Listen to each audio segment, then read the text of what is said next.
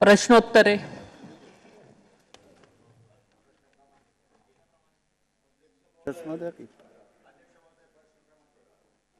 प्रश्न क्रमांक 1. अध्यक्ष महोदय, मागील 2 वर्षापासून सातत्यानं राज्यात अवकाळी वादळी पाऊस पडतो आहे. गारपिटीने शेतकरी हैराण झाले आहेत. शासनाच्या चुकीच्या धोरणामुळे आणि आता अवकाळी पावसामुळे शेतकऱ्यांचं जीवन जगण्याचा व उदरनिर्वाह करण्याचा प्रश्न या ठिकाणी मोठ्या प्रमाणात निर्माण झालेला आहे. नैसर्गिक आपत्ती, निसर्गाच्या लहरीपणापासून झालेल्या नुकसानीत शासन व्यवस्था यांनी जनतेला आवश्यक ती मदत, नुकसान भरपाई द्यावी ही शेकडो वर्ष चालत आलेली पद्धती, परंतु ती मोडीत काढून पीक विमा कंपन्यांच्या जाळ्यात कोट्यावधी शेतकऱ्यांना ढकलण्यात आले आहे. अध्यक्ष महोदय, जानेवारी 2024 ते मे 2024 पर्यंत अवकाळी वादळी पावसानं व गारपिटीनं विदर्भात सर्वात जास्त शेतकऱ्यांचे नुकसान केलेले आहे. अनेक लोकांनी आपले प्राण गमावलेले आहेत. अवकाळी वादळी पावसामुळे कापूस, संत्रा, मोसंबी, गहू, कांदा, आंबा, टमाटर, वांगी, भेंडी, चवळी, गवार या सर्व पिकांची नासाडी झालेली आहे.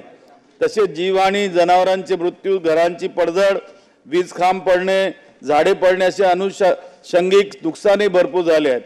विदर्भात एकूण 80,000 हेक्टर आरचे अवकाळी वादळी पावसामुळे नुकसान झालेले. अध्यक्ष महोदय, नागपूर जिल्ह्यात प्रामुख्याने कळमेश्वर, पवनी, रामटेक, कामठी, नरखेड क्षेत्रात अवकाळी वादळी पावसानं मोठं नुकसान झालेलं.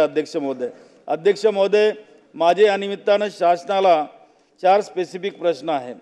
कारण शासनाने या ठिकाणी उत्तर देत असताना सांगितलं की अतिवृष्टीमुळे झालेल्या नुकसानीचे अद्याप पंचनामे न होणे आणि काही ठिकाणी चुकीचे पंचनामे होणे इत्यादी कारणामुळे अद्यापही शेतकऱ्यांना नुकसान भरपाई मिळाली नाही असं विचारलं असता हे खरं नाही असं म्हटलेलं आहे.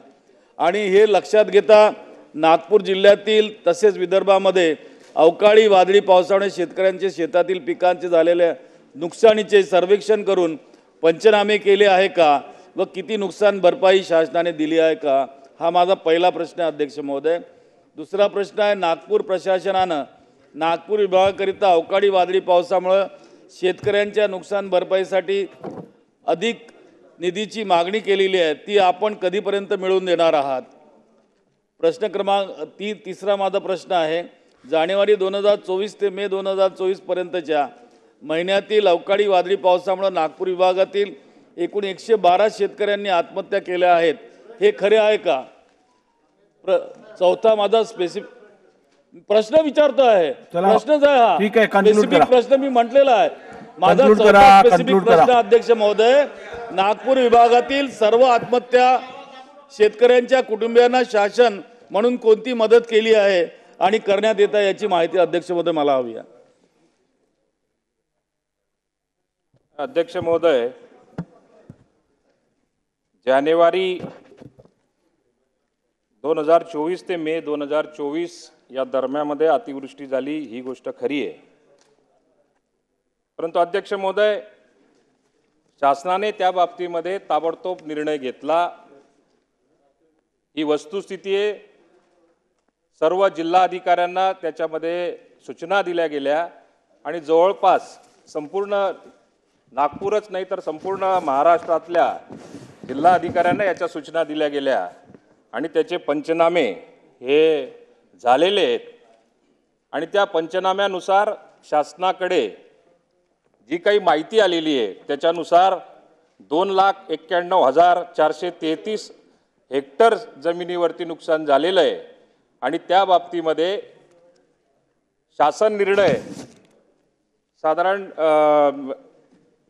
5 फेब्रुवारी 2024च्या मंत्रिमंडळाच्या बैठकीनुसार NDVIच्या निकषानुसार या सर्व शेतकऱ्यांना आपण मदत करावी लागणार आहे आणि ती केली जाणार आहे. त्यासाठी कृषी विभागाच्या माध्यमातून, परभणी कृषी विद्यापीठाच्या माध्यमातून NDVIची तपासणी ही सुरू आहे. आत्ता परभणी कृषी विद्यापीठाकडनं याची संपूर्ण माहिती NDVIच्या निकषानुसार ही प्रत्येक जिल्हाधिकाऱ्यांपर्यंत ती पोहोचलेली आहे. आणि जी काही सुधारित आता मागणी प्रत्येक जिल्हाधिकाऱ्याकडनं ही आमच्यापर्यंत पोहोचल्यानंतर साधारण 15 जुलैपर्यंत जी काही मदत करायची ती वितरित केली जाईल. थोरात साहेब. अध्यक्ष महोदय, एकंदर मागील वर्ष जे होतं खरं म्हणजे पाणी टंचाईचं होतं, दुष्काळाचं होतं. या परिस्थितीतही शेतकऱ्यांनी ज्यांनी पिकं आणली आणि विशेषतः जी काही बारमाही पिकं होती, फळबागा होत्या, इतर पिकं जी आणली होती त्याचं नुकसान जानेवारीमध्ये अतिवृष्टी नाही, वादळ होतं. त्याच्यामध्ये वादळ होतं संपूर्ण. आता नाशिक जिल्ह्यामध्ये आम्ही काही द्राक्ष बागांना भेटी दिल्या, पूर्ण कोलमडून गेलेलं, पूर्ण द्राक्षाचा सडा पडलेला अशी परिस्थिती होती. अध्यक्ष महोदय, शेतकऱ्याचा त्यानंतर तुम्ही निर्णय घेताय. आज जुलै आलेला आहे जवळ, जूनचा शेवटचा आठवडा आता चाललेला आहे. अशा वेळेस तुम्ही 6 महिने त्या शेतकऱ्याला मदती करता काही निर्णय घेत नाही, फक्त कागद फिरत राहत आहेत. याचा अर्थ असा की शेतकऱ्याबद्दल कोणतीही सहानुभूती ओलावा तुमच्या मनामध्ये नाही, हे सिद्ध होतंय. आज त्याला मदत करणं गरजेचं होतं, ज्याचं नुकसान झालं त्याला. पुन्हा खरीप उभं करायचं होतं, रब्बीचं त्यावेळेस नुकसान होऊन गेले, अजूनही निर्णय घेत नाही. आणि आता सांगतायत की आम्ही आता हे सर्वे येणारे, अमुक सर्वे येणारे, विद्यापीठ देणारे, असं कधीच पद्धत नव्हती. अतिवृष्टी करता जी मदत करायची, गारपिटी करता मदत करायची, की त्या महिन्यामध्ये फार 2 महिन्यामध्ये व्हायला पाहिजे. 6 महिने निर्णय नाही तुमचा, हे बरोबर नाही. आपण हे या अधिवेशनामध्ये हा निर्णय तातडीनं जाहीर करणार का, एवढा माझा प्रश्न आहे. या बाबतीमध्ये तातडीने काय तारीखच दिली आम्ही की 15 जुलैपर्यंत या बाबतीमध्ये शेतकऱ्यांना आम्ही वितरित जी काही मदत असेल ती वितरित केली जाईल. आता राहिला प्रश्न की 15 जुलै बोललो मी, 15 जुलैपर्यंत ही सगळी तातडीची मदत आमची युद्ध पातळीवरती त्याच्यासाठी प्रयत्न चालले आहेत. आता याच्यातून कुठला शेतकरी वगळला गेला नको पाहिजे, या दृष्टिकोनातून केंद्र सरकारने 2016 मध्ये NDVIचे निकष हे लागू केले पाहिजे. हा निर्णय आपल्यालाही त्याची कल्पना आहे. आणि NDVIचा निकष लागू झाल्यानंतर जी काही परत मागणी आमच्याकडनं कलेक्टरकडे आल्यानंतर 8 दिवसात ती केली जाईल. ज्या विभागाची येईल त्या विभागाला केली जाईल. ठीक आहे. बाळासाहेब पाटील. अध्यक्ष महोदय, शेवटी देतो त्यांचा होता. काय हे सभागृहाला जरा समजावून सांगावं मंत्री महोदयांनी.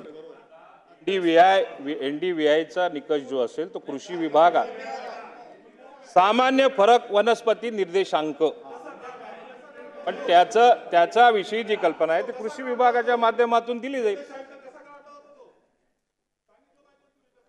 अध्यक्ष महोदय, एकंदर अध्यक्ष महोदय 5 प्रश्न या ठिकाणी विचारत.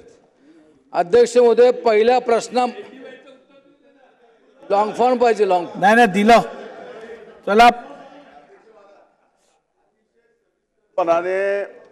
सर्व ज्येष्ठ अध्यक्ष महाराज नाही अध्यक्ष संबंधित खातं. ठीक आहे, बसून घ्या. अध्यक्ष महाराज, प्रश्न संबंधित खातं आहे, कृषी खातं आहे. प्रश्न विचारला, नॅचरल त्या मंत्री महोदय NDVI सांगतायत, NDVI एक्सप्लेन करतायत. त्या मंत्री महोदयांना माहित नाही असं समजून दुसऱ्या मंत्री महोदयांना उत्तर देणं हा पहिल्या अवमान आहे. नाही तांबा, बोला. अध्यक्ष महाराज, 2 महत्वाचे विषय आहेत जे त्यांनी कृषी विभागाचा विषय काढला आणि वसंतराव नाईक कृषी विद्यापीठाच्या बाबतीमध्ये ते बोलले आणि कृषी विभागाचा विषय घेतला. आणि सर्व सन्माननीय सदस्यांचा विषय हा शेवटी शेतीचा जरी असला, शेतीच्या नुकसानाचा जरी असला, तर आपली सिस्टीम ही पिढ्यानापिढ्या अशी चलत आली की शेतीचं नुकसान हे मदत पुनर्वसननी द्यायचं. त्यामुळे स्वाभाविक शेतीचा प्रश्न जरी असला तरी हे उत्तर मात्र मदत पुनर्वसननी देण्याच्या संदर्भात आलं. उत्तरामध्ये हा सर्व अहवाल हा NDVIच्या संदर्भातला वसंतराव नाईक परभणी कृषी विद्यापीठाला दिला गेला. ते का दिला गेला याच्या बाबतीमध्ये या सदनाला थोडीशी मी माहिती देतो.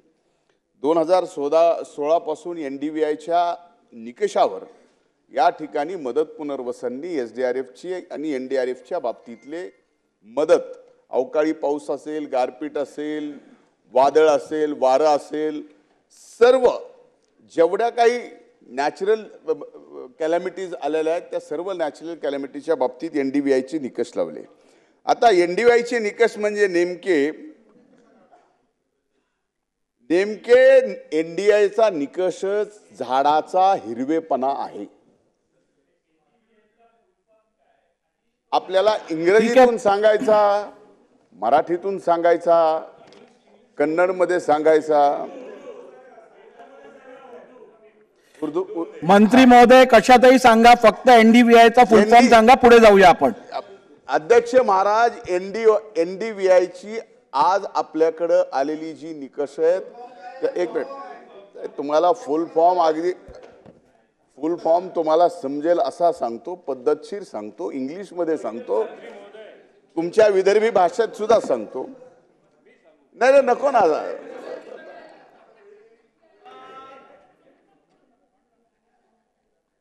अध्यक्ष महाराज, एनडीव्हीआयच्या या बाबतीमध्ये माननीय थोरात साहेबांनी जो प्रश्न उपस्थित केला, एक मिनिट, तो सगळ्यात महत्वाचा आहे. तो प्रश्न असा आहे की 5-6 महिने का लागले.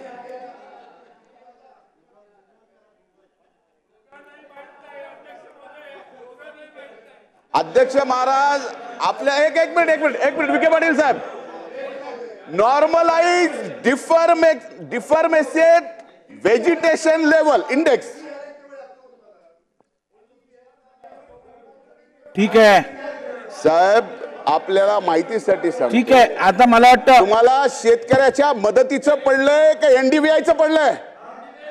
का एनडीव्हीआयच्या संदर्भामध्ये नाही, बसून घ्या. फक्त समोरच्या मंत्री महोदय, एनडीआयचा मराठी मधला विषय सदनाला उत्तर मिळालेलं आहे, आपण बसून घ्या. शेतकऱ्याच्या मदतीचं काही घेणं देणार नाही. अध्यक्ष महाराज, हा प्रश्न विनाकारण शेतकऱ्याची चेष्टा करण्यासाठी आणलेला आहे. एनडीआयच्या संदर्भामध्ये अतिशय शुद्ध मराठीत माननीय मंत्र्यांनी या ठिकाणी सांगितलं होतं, मी इंग्लिश मध्ये सांगितलं. आता 5 महिने का फरक पडला या उत्तर होऊ दे, उत्तर झाल्यावर देतो तुम्हाला. सन्माननीय विरोधी पक्ष झालं. आपण ऐकून घ्या. आपलं सुद्धा आपलं तुमची हरकत मी देतो, एवढं झाल्यावर देतो. ठीक आहे. मंत्री महोदय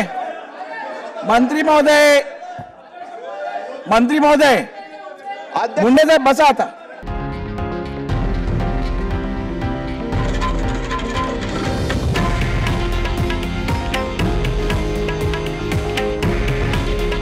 हे आहे देशातील नंबर 1 न्यूज नेटवर्क आणि आपण पाहत आहात TV9 मराठी. काळजी तुमची, हित महाराष्ट्राचं.